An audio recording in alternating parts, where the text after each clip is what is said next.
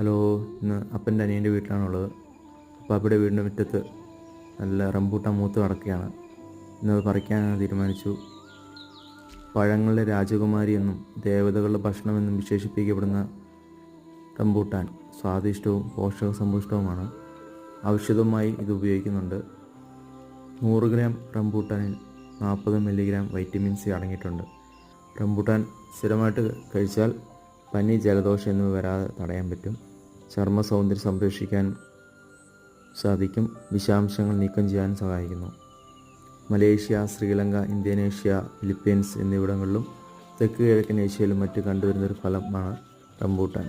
Rambutan ഏറ്റവും കൂടുതൽ കൃഷി ചെയ്യുന്ന രാജ്യം തായ്ലാൻഡാണ്.